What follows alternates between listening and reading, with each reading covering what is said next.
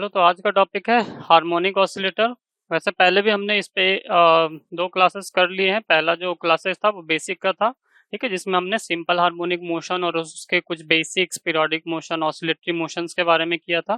ठीक है, उसके बाद हमने क्या किया, उसके बाद हमने हार्मोनिक ऑसिलेटर में डैम्प्ड हार्मोनिक ऑसिलेटर्स के बारे में पढ़ा था। बेसिकली ऑसिलेटर्स बताए थे कि दो तरह के होते हैं, ठीक है, मैकेनिकल ऑसिलेटर्स और इलेक्ट्रिकल ऑसिलेटर्स होते हैं। ठीक है, तो इसी में दो अलग तरह के ऑसिलेटर, जो कि एक डैम्प्ड ऑसिलेटर्स होता है और एक फोर्स डैम्प्ड ऑसिलेटर्स होता है। तो आज का हमारा टॉपिक वैसे फोर्स डैम्प्ड हार्मोनिक ऑसिलेटर है। ठीक है, लेकिन उससे पहले एक छोटा सा टॉपिक है जिसे बोलते हैं क्वालिटी फैक्टर। ठीक है, छोटा सा टॉपिक है जिसे बोलते हैं क्वालिटी फैक्टर। क्वालिटी फैक्टर क्या होता है? It is defined as 2 times the ratio of energy stored in the system to the energy lost पर पीरियड। ठीक है, मान लीजिए कोई सिस्टम है और उसमें 100 जूल्स ऑफ एनर्जी स्टोर्ड है। ठीक है, फॉर एग्जांपल हाइपोथेटिकल केस ले रहे हैं कि कोई सिस्टम है, उसमें 100 जूल्स ऑफ एनर्जी स्टोर्ड है और हर एक टाइम पीरियड के बाद उसमें मान लीजिए कि 10 जूल का एनर्जी जो है वो लॉस्ट हो रहा है, क्योंकि हर एक टाइम पीरियड के बाद कुछ ना कुछ उसका एनर्जी लॉस्ट हो रहा है। कितना लॉस हो रहा है? 10 जूल का एनर्जी लॉस्ट हो रहा है। तो अगर पूछा जाए कि इस सिस्टम का क्वालिटी फैक्टर क्या है, तो सिंपल है, सिस्टम का क्वालिटी फैक्टर क्या होता है? 2 times energy stored in the system divided by energy lost per period. यानी जो एग्जांपल हम देखें, 2 टाइम्स, अगर हम बोलें कि हमारे सिस्टम में 100 जूल्स हैं और हर पीरियड में 10 जूल जो होता है वो क्या होता है? लॉस्ट हो जाता है। तो इसका जो क्वालिटी फैक्टर होगा वो क्या होगा? 20 का हो जाएगा। ठीक है, इसका क्वालिटी फैक्टर जो हम एग्जांपल लिए उसका बता रहे हैं, इससे रिलेटेड नहीं है। जो हम एग्जांपल लिए थे वो उसका है कि इस एग्जांपल के केस में, ठीक है, टोटल एनर्जी 100 जूल था और हर पीरियड में 10 जूल एनर्जी लॉस्ट हो रहा था। तो पूछा कि क्वालिटी फैक्टर क्या है उस सिस्टम का, तो क्वालिटी फैक्टर क्या होता है? 2 times energy stored in the system, total energy stored in the system divided by energy lost per period. तो टोटल था 100 जूल्स, हर पीरियड में 10 हो रहा था, तो टोटल कितना हो गया? 20 यानी क्वालिटी फैक्टर उस सिस्टम का 20। तो क्वालिटी फैक्टर इज दिस। इसको कैसे लिख सकते हैं? 2 टाइम्स एनर्जी इज ई और energy lost per period, energy loss per period is P into T, यानी power into time. Power into time क्या होता है? एनर्जी होता है। E is equals to PT होता है, तो पावर इंटू टाइम भी एनर्जी होता है। P क्या है? पावर डिसिपेशन है। P पावर डिसिपेशन है और T क्या है? टाइम पीरियड है। इसको ऐसे भी लिख सकते हैं कि 2 times E divided by PT। P is the power dissipation and T is the time period. That is the quality factor, क्योंकि PT जो होता है वो एनर्जी ही होता है। ठीक है, तो this was the all about quality factor. तो अब हमारा नेक्स्ट टॉपिक देखते हैं, जो एक काफी इंपॉर्टेंट टॉपिक है जिसको बोलते हैं फोर्स डैम्प्ड हार्मोनिक ऑसिलेटर। ठीक है, फोर्स डैम्प्ड हार्मोनिक ऑसिलेटर से आपके सेमेस्टर एग्जाम्स में 14 मार्क्स से क्वेश्चन आते हैं, डेरिवेशन आता है। ठीक है, सीधा सीधा 14 मार्क्स का दे देंगे कि derive the equation of the force damped harmonic oscillator. ठीक है, सीधा सीधा 14 मार्क्स का क्वेश्चन आता है। ठीक है, तो सबसे पहले समझते हैं कि फोर्स्ड वाइब्रेशन क्या होते हैं। ठीक है, फोर्स्ड वाइब्रेशन क्या होते हैं? तो it is defined as the vibration in which the body vibrates with a frequency other than its natural frequency. कोई भी सिस्टम जो वाइब्रेट करता है उसका एक अपना फ्रीक्वेंसी होता है जिसको बोलते हैं नेचुरल फ्रीक्वेंसी। ठीक है, उस फ्रीक्वेंसी पे वो वाइब्रेट करता है।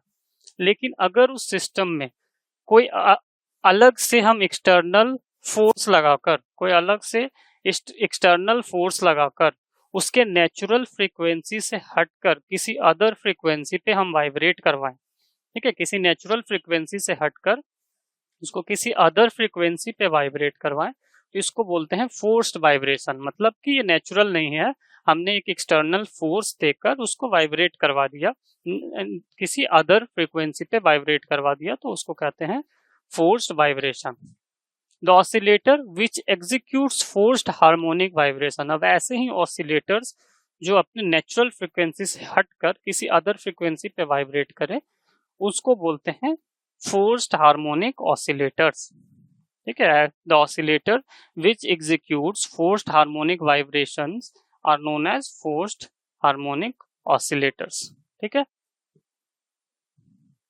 Okay. Now the most important part is कि हम इसका डिफरेंशियल इक्वेशन कैसे फाइंड करें, कि differential equation of force damped harmonic oscillator का। ठीक है, तो जब हमने डैम्प्ड हार्मोनिक ऑसिलेटर किया था, ठीक है, अगर आपने देखा होगा लेक्चर, तो डैम्प्ड हार्मोनिक ऑसिलेटर जब किया था, तो डैम्प्ड हार्मोनिक ऑसिलेटर में कितने तरह के फोर्स लग रहे थे? दो तरह के फोर्स लग रहे थे डैम्प्ड हार्मोनिक ऑसिलेटर में। पहला फोर्स जो था वो क्या था? रीस्टोरिंग फोर्स लग रहा था। ठीक है, बाय हुक्स लॉ हम जानते हैं कि पहले भी बता चुके कि जब किसी भी स्प्रिंग को या किसी भी सिस्टम को, ठीक है, स्प्रिंग सिस्टम को आप पुल करते हैं या पुश करते हैं, ठीक है, तो उसमें क्या होता है, एक रीस्टोरिंग फोर्स लगता है जो कि मीन पोजीशन के डायरेक्शन में लगता है और वो उसके पोजीशन को रीस्टोर करना चाहता है। ठीक है, तो इसमें भी आपको पहला जो फोर्स लगेगा वो क्या लगेगा? रीस्टोरिंग फोर्स लगेगा, जो कि प्रोपोर्शनल होगा इसके डिस्प्लेसमेंट के। लेकिन एक बात आपको ध्यान रखना है कि वो ऑपोजिटली डायरेक्टेड होता है। ठीक है, ऑपोजिटली डायरेक्टेड कहने का मतलब है कि फोर्स डिस्प्लेसमेंट के ऑपोजिट है। ठीक है, मान लीजिए आपने इस सिस्टम को, ये एक स्प्रिंग मास सिस्टम है, इसको डिस्प्लेस किया इस डायरेक्शन में। ठीक है, तो इस पे जो रीस्टोरिंग फोर्स लगेगा इसके ऑपोजिट डायरेक्शन में लगेगा। इसको मान लेते हैं रीस्टोरिंग फोर्स को अगर एफई से डिनोट कर रहे हैं यहाँ पे, तो रीस्टोरिंग फोर्स जो लगेगा वो इसके ऑपोजिट डायरेक्शन में लगेगा, डिस्प्लेसमेंट के ऑपोजिट डायरेक्शन में लगेगा। ठीक है, तो एक तो ये फोर्स काम करता है restoring force, force damped harmonic oscillator में। ठीक है, जो कि इक्वल होता है माइनस के वाई के, वेयर के क्या है? के है फोर्स कांस्टेंट, या स्प्रिंग के केस में स्प्रिंग कांस्टेंट बोलते हैं, फोर्स कांस्टेंट बोलते हैं। ठीक है, बाय हुक्स लॉ। और ये माइनस का साइन क्या दिखा रहा है? कि ये जो फोर्स लग रहा है वो ऑपोजिट डायरेक्शन में लग रहा है। ठीक है, ये माइनस का साइन क्या बता रहा है? ये फोर्स जो लग रहा है वो ऑपोजिट डायरेक्शन में लग रहा है। ठीक है, दूसरा एक फ्रिक्शनल फोर्स भी लगता है जो कि प्रोपोर्शनल होता है टू द वेलोसिटी, बट ये भी क्या होता है? ऑपोजिटली डायरेक्टेड होता है। ठीक है, यहाँ पे देख सकते हैं, यहाँ पे एक फ्रिक्शनल फोर्स भी काम करता है। जैसे ही आपने इस मास को डिस्प्लेस किया तो क्या हुआ? इस पे एक फ्रिक्शनल फोर्स भी काम करने लगता है। लेकिन ये भी फ्रिक्शनल फोर्स क्या होता है? ऑपोजिट डायरेक्शन में लगता है। आप जानते होंगे फ्रिक्शन फोर्स का कॉन्सेप्ट। मान लीजिए कोई बॉल है, आप बॉल लेके उसे छोड़ दिए तो कुछ देर बाद वो जाके रुक जाता है। ठीक, क्यों रुक जाता है? क्योंकि due to the frictional force, frictional force उसके ऑपोजिट डायरेक्शन में लगता है जो कि उसके मोशन को अपोज करता है, और वो धीरे धीरे धीरे क्या होता है? वो रुक जाता है, अपने रेस्ट पोजीशन में आ जाता है। ठीक है, अगर मान लीजिए आइडियल केस लें, फ्रिक्शनल फोर्स को गायब कर दे इस दुनिया से, तो क्या होगा बताइए? अगर फ्रिक्शनल फोर्स रहे ही ना, is it possible? No, is it not possible. You can not walk, आप वॉक नहीं कर सकते, कोई भी काम नहीं कर सकते, है ना। Frictional force is very important. ठीक है, बहुत ही इंपॉर्टेंट एक फोर्स है फ्रिक्शनल फोर्स, जो कि जरूरी है। लेकिन फ्रिक्शन फोर्स बहुत ज्यादा भी नहीं होना चाहिए, वो भी एक प्रॉब्लम हो जाता है। जैसे कि कार्स में अगर व्हीकल्स के व्हील्स में ज्यादा फ्रिक्शन होगा तो उसको चलने में प्रॉब्लम करेगा, है ना। बहुत कम भी नहीं होना चाहिए। तो ये सब चीजें होती है। सेकेंड फोर्स होता है फ्रिक्शनल फोर्स, जो कि प्रोपोर्शनल होता है वेलोसिटी के, और it is given by minus R D Y by D t. ठीक है, वाई क्या है? डिस्प्लेसमेंट है। वाई क्या है? वाई है डिस्प्लेसमेंट। तो डिस्प्लेसमेंट का डिफरेंशिएशन क्या होता है? वेलोसिटी। तो ये जो फोर्स होगा वो क्या होगा? Minus R D Y by D t. R क्या है यहाँ पे? Frictional force per unit volume है, यानी हर एक यूनिट वॉल्यूम पे कितना फ्रिक्शन फोर्स लग रहा है वो ये आर डिनोट कर रहा है। ठीक है, एक frictional force per unit volume है जो कि आर से डिनोट कर रहे हैं। तो ये दो तरह का फोर्स लग रहा है। लेकिन डैम्ड ये दो तरह का फोर्स जो है वो उसमें भी लग रहा था, डैम्ड हार्मोनिक ऑसिलेटर में भी लग रहा था। लेकिन फोर्स्ड हार्मोनिक ऑसिलेटर में एक अलग तरह का फोर्स भी लगता है जिसे बोलते हैं एक्सटर्नल फोर्स। ठीक है, कोई एक external force F cos omega T इस पे लग रहा होगा। मतलब एक तीसरे तरह का फोर्स भी इस पे लगता है, including 1, 2. There is a third kind of force is also acting, called as external force F cos omega t. So the total force क्या होगा? Sum of all the forces होगा। ठीक है, टोटल फोर्स क्या होगा? सम ऑफ ऑल द फोर्सेस होगा। Now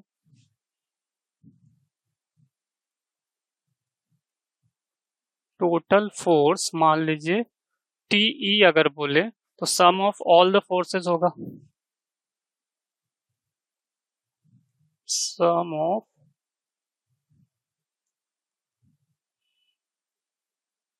all the forces हो जाएगा।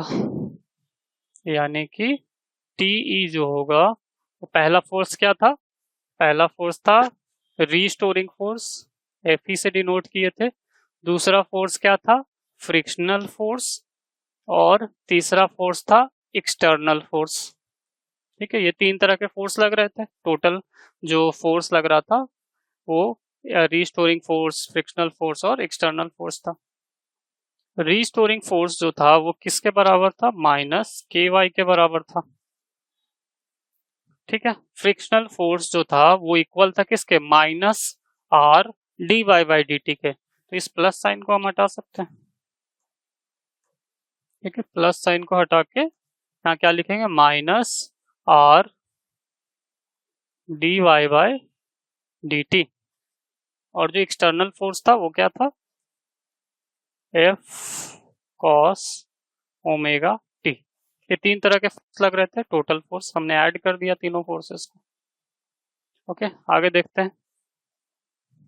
आपको पता है by Newton second law of motion, by Newton's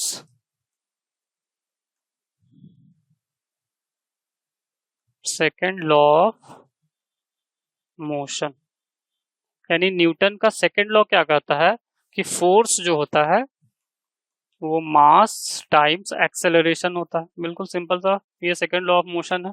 ठीक है, फोर्स जो होता है मास टाइम एक्सेलरेशन होता है।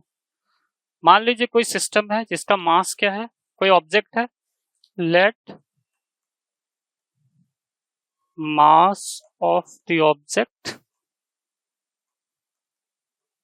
Let mass of the object be m. ठीक है, and acceleration and acceleration be d square x upon D T square. ये आपको पता होगा। ठीक है, अगर हम बताए थे ये डैम्प्ड ऑसिलेटर्स में भी बताए थे कि अगर आपका डिस्प्लेसमेंट x है, ठीक है, अगर मान लीजिए कि आपका डिस्प्लेसमेंट जो है वो x है, ठीक है, तो वेलोसिटी क्या होता है, वेलोसिटी v जो होता है वो dx बाई डी टी होता है।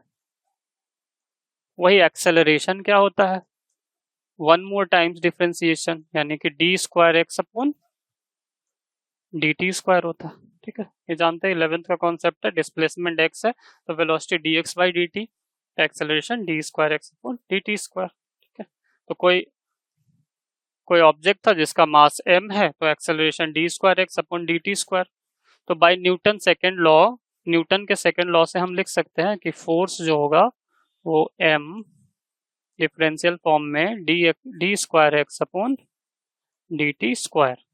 ठीक है, इसको मान लेते हैं हम पहला इक्वेशन और ये हमारा दूसरा इक्वेशन। इसको मान लिए पहला इक्वेशन और इसको मान लिए दूसरा इक्वेशन। ये क्या है, टोटल फोर्स ही तो है, एफ ई इसको बोल सकते हैं। चलिए एफ ई मान लेते हैं ताकि लगे कि ये फोर्स है। ठीक है, टोटल फोर्स क्या है, एफ ई है, कैपिटल ई। ठीक है, total force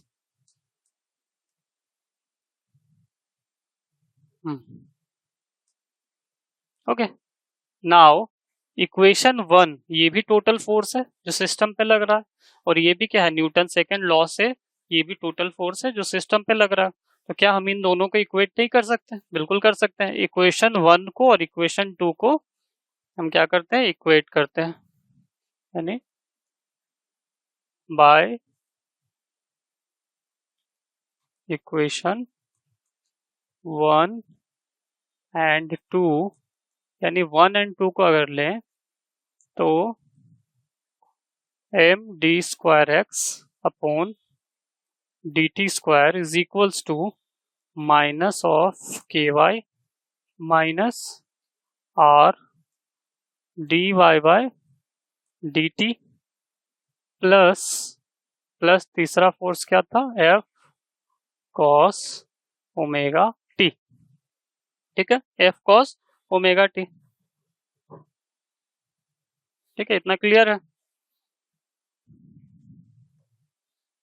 second law of motion से। अच्छा, यहाँ पे डिस्प्लेसमेंट जो है इसमें थोड़ा सा अंतर आ रहा है, इसको y ना लेके डिस्प्लेसमेंट हम x ना लेके y लेते हैं, क्योंकि यहाँ पे डिस्प्लेसमेंट हम अगर y लिए हैं तो सेम नोटेशन यहाँ भी यूज करेंगे। ठीक है, नोटेशन चेंज करेंगे तो प्रॉब्लम हो जाएगा। अगर यहाँ पे डिस्प्लेसमेंट y है तो यहाँ भी डिस्प्लेसमेंट क्या है, y है। यहाँ मान लेते हैं डिस्प्लेसमेंट x लेके एग्जाम्पल लिए तो dx by D T d square X upon D T square हो गया। ठीक है, डिस्प्लेसमेंट का नोटेशन बस चेंज कर, तो M D square Y upon D T square हो गया। ओके, तो इसको भी कर देते हैं, ये क्या हो जाएगा, y। ठीक है, D square Y upon D T square.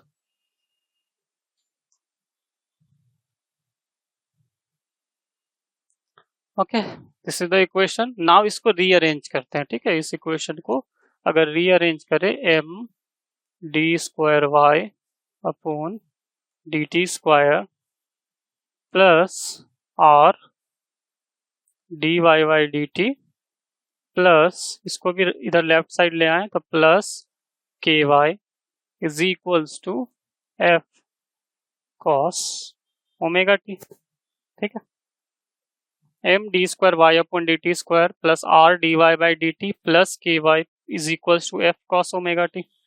Okay, now divide by M, dividing by M, M से डिवाइड कर देते हैं सभी टर्म्स में, तो ये क्या हो जाएगा, ये बचेगा d square Y upon D T square plus ये हो जाएगा r by M D Y by D t, और ये क्या हो जाएगा plus K Y M into Y, और ये हो जाएगा F Y M cos of omega T. ठीक है, इतना समझ गया। D square Y upon D T square M से डिवाइड कर दिया सारे ही टर्म्स में। ठीक है, तो R by M D Y by D T plus के by M into Y is equal to F by M cos omega T. Okay, next में आते हैं। हम यहाँ कुछ एजम्पशन लेंगे, जैसे कि let r by m is equals to two b. ठीक है, कोई भी कांस्टेंट मान लेते हैं, आर बाई एम क्या मान लेते हैं, टू बी है। इस आर बाई एम की वैल्यू को टू बी मान लेते हैं। दूसरा, k by m is equals to omega not square. ठीक है, के बाई एम को हम मान लेते हैं कि ये क्या है, ओमेगा नॉट स्क्वायर है। और एफ बाई एम जो है इसको हम मान लेते हैं f by m is equals to small f. ठीक है, स्मॉल एफ से डिनोट करते हैं एफ बाई एम को। तो अब इस इक्वेशन को फिर से हम लिखें, इसको क्या मान लें, इसको थर्ड इक्वेशन मान लेते हैं। तो फिर से अगर थर्ड इक्वेशन को लिखें तो क्या हो जाएगा, ये हो जाएगा d square Y upon D T square plus r by M D Y by D t था, इसको लिख सकते हैं two b d Y by D T plus के बाई एम को हम लिखेंगे क्या, omega not square into Y is equals to F by m को हम लिख दिए एफ, और ये हो जाएगा कॉस ऑफ ओमेगा टी। इसको मान लेते हैं हम इक्वेशन नंबर 4। ठीक है, D square Y upon D T square plus two b d Y by D T plus omega not square y is equals to F cos omega T. ठीक है, ये जो इक्वेशन आपको मिला यही है आपका differential equation for the forced harmonic oscillator. ठीक है, ये जो इक्वेशन है this is called as, this is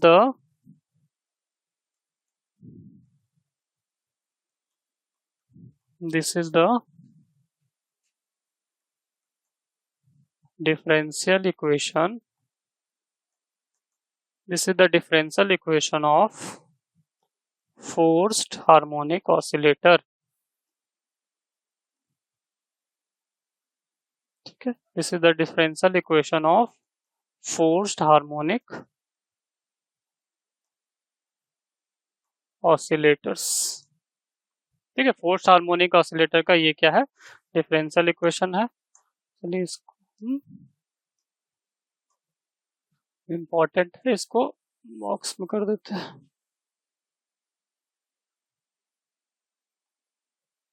okay, अब हमारा नेक्स्ट स्टेप क्या होगा कि इसका हम सॉल्यूशन फाइंड आउट करेंगे। ठीक है, हमने डिफरेंशियल इक्वेशन तो फाइंड आउट कर लिया, बट अब इसका सॉल्यूशन फाइंड आउट करेंगे। डिफरेंशियल इक्वेशन का सॉल्यूशन फाइंड आउट करना आपने इंजीनियरिंग मैथ्स में पढ़ा होगा। ठीक है, डिफरेंशियल इक्वेशन को कैसे सॉल्व करते हैं। ठीक है, ओके, तो नेक्स्ट देखते हैं कि जो हमारा डिफरेंशियल इक्वेशन है, ठीक है, ये हमारा डिफरेंशियल इक्वेशन है। इस तरह का डिफरेंशियल इक्वेशन का जो हमारा जनरल सॉल्यूशन होता है, ठीक है,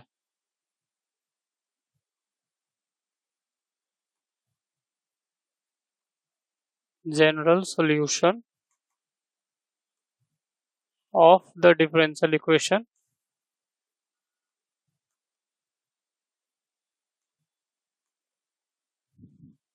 of the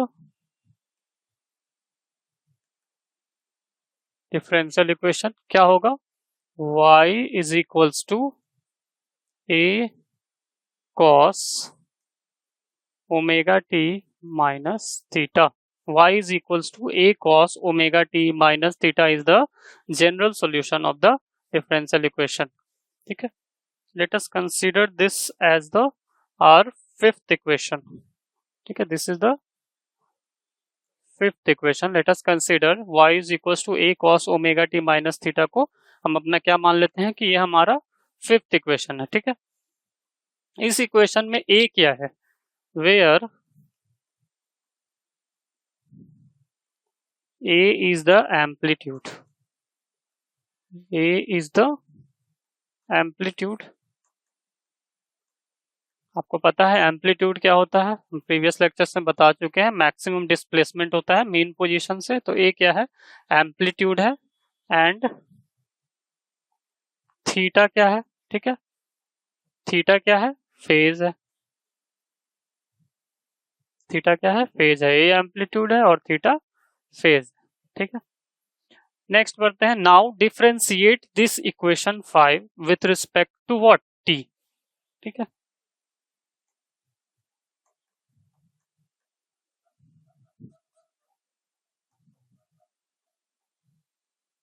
differentiating equation number 5, okay, with respect to time या टी। टी के रिस्पेक्ट में अगर डिफरेंशिएट करें इस y को तो क्या मिलेगा, dy बाई डी टी। इसको अगर y मान लें, ठीक है, y इस तरह से, तो dy बाई डी टी क्या होगा, dy बाई डी टी। आप डिफरेंशिएशन जानते होंगे, कॉस का डिफरेंशिएशन क्या होता है, कॉस का डिफरेंशिएशन होता है माइनस साइन। तो a कांस्टेंट है तो a रह जाएगा। ओमेगा टी का डिफरेंशिएशन क्या होगा, ओमेगा बाहर आ जाएगा, और कॉस का होता है माइनस साइन, तो ये हो जाएगा माइनस a ओमेगा साइन, ठीक है, ओमेगा टी माइनस थीटा।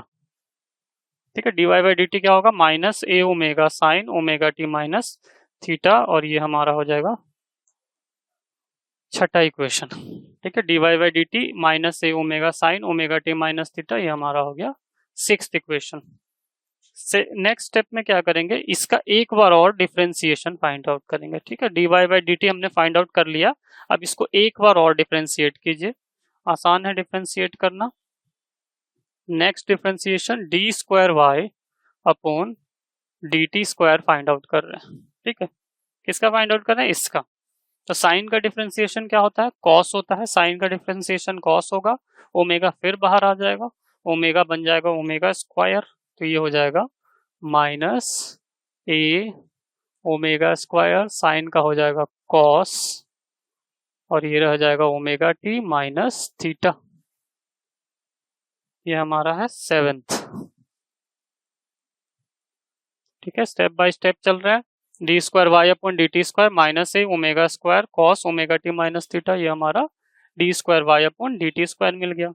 यानी अब हमारे पास y की वैल्यू है, D Y by D T की वैल्यू है, और D square Y upon D T square की वैल्यू है। ठीक है, हमारा जो डिफरेंशियल इक्वेशन था वो क्या था, डिफरेंशियल इक्वेशन था d square Y upon D T square plus r by M into d Y by D t, जिसकी जगह पे आर बाई एम की जगह से हमने 2b पुट किया था।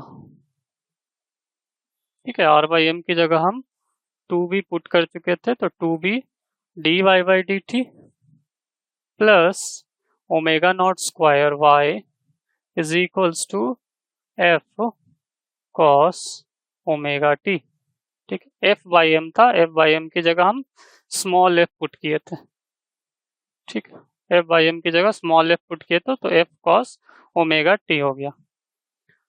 नाउ इस इक्वेशन में put all the values you have obtained. ठीक है, y dy by D T, d square Y upon D T square, सभी वैल्यूज को इसमें पुट करते हैं। ठीक है, putting all the values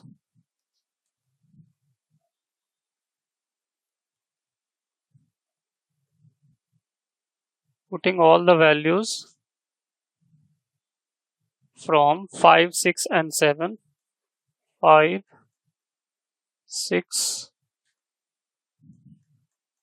and 7। ठीक है, 5, 6 और 7 से वैल्यू निकाल के किस में पुट करना है, इस इक्वेशन में पुट करना है। इस इक्वेशन का नंबर कितना दिए थे, 4, इन इक्वेशन 4। ठीक है, इक्वेशन 4 में ये सारी वैल्यूज को पुट करते हैं। चलिए देखते हैं। तो D square Y upon D T square क्या है, माइनस ए omega square cos omega T minus theta. ठीक है, D square Y upon D T square plus 2b D Y by D T. D Y by D T का value minus में है, तो plus को minus से replace करते हैं। फिर क्या है, 2b into A omega sine omega T minus theta. मतलब इसको हम लिख सकते हैं माइनस 2 ए बी ओमेगा। ठीक है, ये है ना, ए यहाँ है, a omega minus A omega है, और 2b से मल्टीप्लाई करना है, तो minus 2 a omega b, 2 a omega b, और क्या है, sine omega T minus theta, sine of omega T minus theta. ठीक है, नेक्स्ट क्या है, plus omega not square y plus omega not square, और y कितना है, y है a cos omega T minus theta, यानी कि a cos omega T minus theta. ठीक है, ये पूरा इतना 3 टर्म हो गया, and it is equal to what, f cos omega T, f cos omega T के बराबर है। ठीक, minus A omega square cos omega T minus theta minus 2 A B omega sine omega T minus theta plus omega not square A cos omega T minus theta is equal to F cos omega T. Okay, so अब क्या इसको rearrange कर सकते हैं, cos omega T minus theta को हम common ले सकते हैं। ठीक है, यहाँ पे cos omega T minus theta को यहाँ कॉमन ले सकते हैं, इस टर्म से और इस टर्म से। तो क्या बचेगा, omega not square minus omega square, क्या बचेगा, omega not square minus omega square into A. देख लीजिए यहाँ पे बिल्कुल आसानी से समझने वाली बात है, यहाँ भी cos omega T minus theta है, इसमें भी cos omega T minus theta है, तो दोनों से cos omega T minus theta को हम बाहर कर लेते हैं। तो बचता क्या है, ये प्लस में ओमेगा नॉट स्क्वायर ए बच रहा है, और इसमें ओमेगा स्क्वायर ए बच रहा है। तो हम लिख सकते हैं omega not square minus omega square into A. ठीक है, into cos omega T minus theta. Okay, next क्या है, minus 2 A B omega sine omega T minus theta minus 2 A B omega sine omega T minus theta, और ये कितना के बराबर है, एफ कॉस ओमेगा टी। अब यहाँ आपको देखने वाली बात है, आपके पास है क्या, एफ कॉस ओमेगा टी है। ठीक है, एफ कॉस ओमेगा टी है, तो कॉस ओमेगा टी को हम लिख सकते हैं ओमेगा टी माइनस थीटा और प्लस थीटा, यानी बेसिकली हम कॉस ओमेगा टी को रिप्लेस कर दिए हैं माइनस थीटा प्लस थीटा से। क्यों किए हैं ऐसा, क्योंकि हम कॉस को ए प्लस बी के टर्म में लाएंगे, और फिर इसको ब्रेक कर देंगे, ठीक है। कॉस ए वेयर ए क्या हो गया, ओमेगा टी माइनस थीटा हो गया। इतना जो टर्म हुआ इसको ए मान सकते हैं और इतना टर्म क्या हुआ ये बी मान सकते हैं।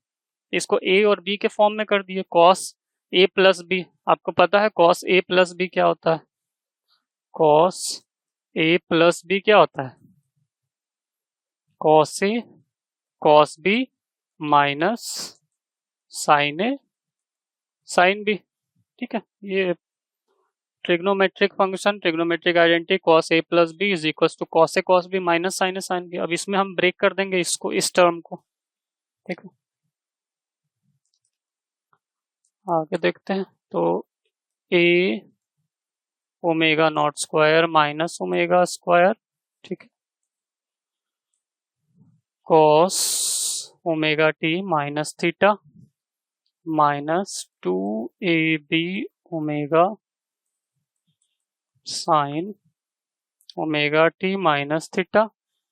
अब इसको ब्रेक करना है तो इसको कैसे ब्रेक करेंगे, एफ कॉस, एफ को बाहर रखते हैं, चलिए f multiply to cos a plus b is equals to cos omega T minus theta, ठीक है, कॉस बी, कॉस बी क्या है थीटा, तो कॉस थीटा, ठीक है, cos A cos B minus sine, sine A क्या है sine omega T minus theta, sine B क्या है साइन थीटा, ठीक है। इसको ब्रेक कर दिए, cos A cos B sign a sine B में, cos A cos B minus sine a sine B में। ये कौन सा इक्वेशन मिला हमें, इक्वेशन नंबर 8 इसको मान लेते हैं, ठीक है।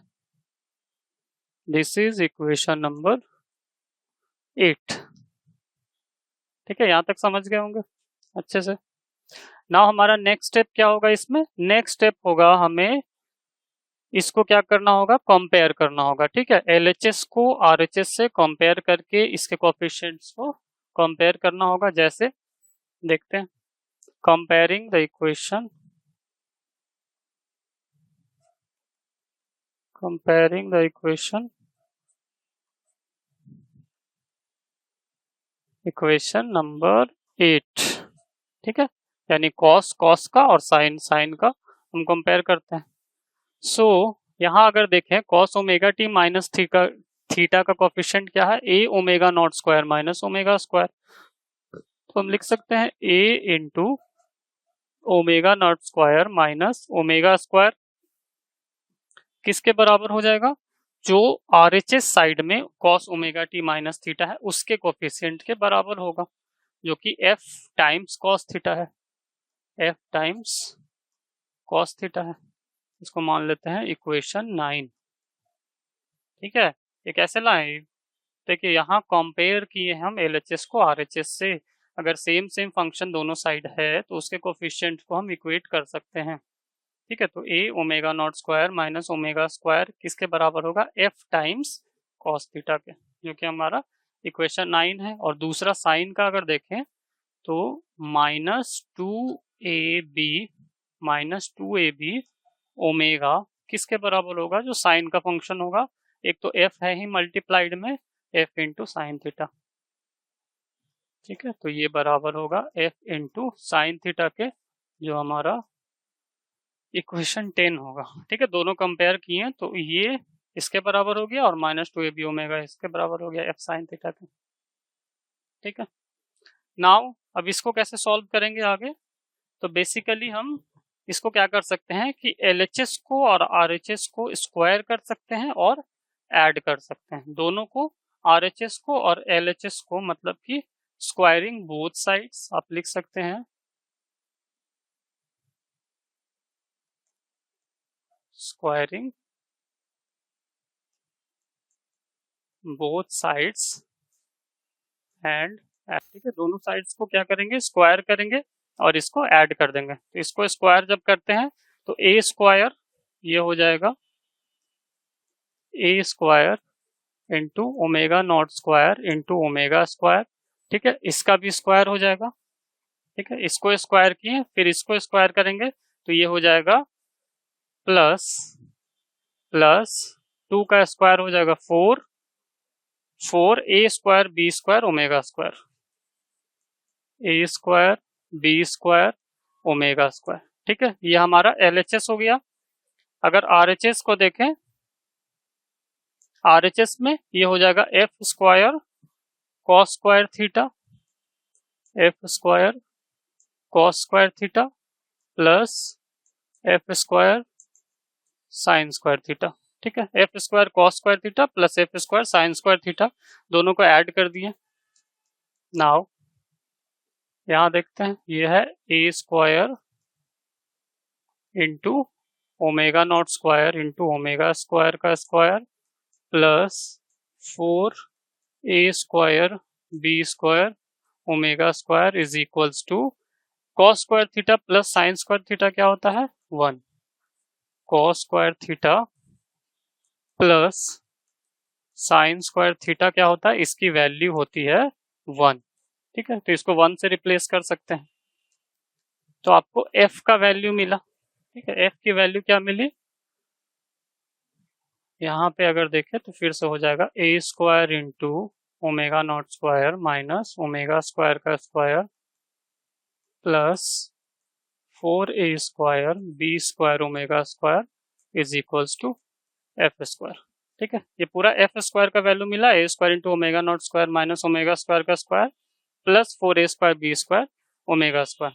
ठीक है, तो f की वैल्यू क्या होगी, अगर f की वैल्यू हम देखें, ठीक है, f की वैल्यू अगर फाइंड आउट करें तो basically this will be square root या फिर कॉमन ले सकते हैं। ठीक है, f की वैल्यू अगर देखें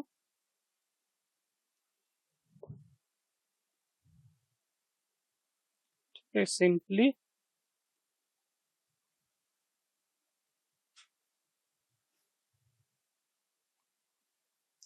ओके, सो यहाँ क्या कॉमन जाएगा, यहाँ पे कॉमन जाएगा a स्क्वायर, यहाँ पे अगर कॉमन देखे तो जाएगा a स्क्वायर, यहाँ बचेगा omega not square minus omega square का square plus 4b square omega square is equals to f square.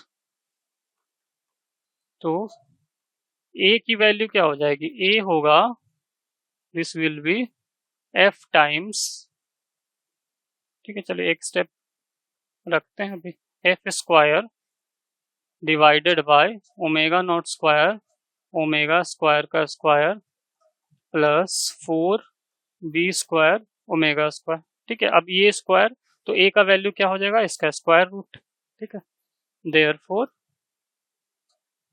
इधर करते हैं, therefore a will be equals to f times square root omega not square minus omega square का square plus 4b square omega square, 4b square omega square. ये क्या होगा, a का value आएगा क्योंकि पूरा पे जब स्क्वायर रूट आएगा ये f हो जाएगा और ये होगा अंडर रूट। ठीक है, तो ये हमें क्या मिला, amplitude, this is the amplitude का फॉर्मूला मिला।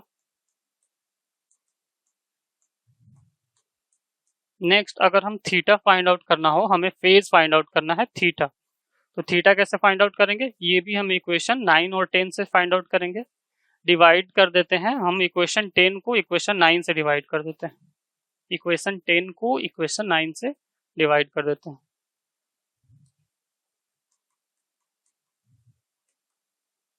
Dividing equation 10 by equation 9।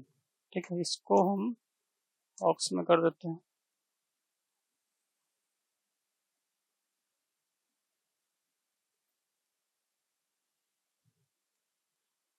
Okay, dividing equation 10 by equation 9, तो क्या हो जाएगा, 10 को 9 से कर रहे हैं ना, तो minus 2ab omega divided by minus 2ab omega divided by omega not square minus omega square, a into omega not square minus omega square. ठीक, a into omega not square minus omega square, और इधर हो जाएगा f sine theta by f cos theta. Sine theta by cos theta क्या होता है? Tan theta. F और f cancel हो जाएगा तो ये बन जाएगा टेन थीटा। ठीक है, तो टेन थीटा की वैल्यू क्या आ गई? ये आ गया tan theta is equals to, a और ए कैंसिल हो सकता है, ए और ए को भी कैंसिल कर सकते हैं, बच जाएगा minus two b omega divided by omega not square minus omega square. ठीक है, देयरफॉर थीटा की वैल्यू क्या हो जाएगी? tan inverse minus two b omega divided by omega not square minus omega square. ये हमें मिल गया थीटा। ठीक है, तो यहाँ एम्पलीट्यूड मिल गया f by omega not square minus omega square का square plus 4b square omega square, ये एम्पलीट्यूड मिला। और ये थीटा हमें क्या मिला? फेज एंगल मिल गया tan inverse minus two b omega divided by, ठीक है, two b omega minus two b omega by omega not square minus omega square. ठीक है, तो this was all about the amplitude and phase, जो हमारा damped harmonic force harmonic oscillator का था। Okay, this was all about the forced harmonic oscillator. Thank you.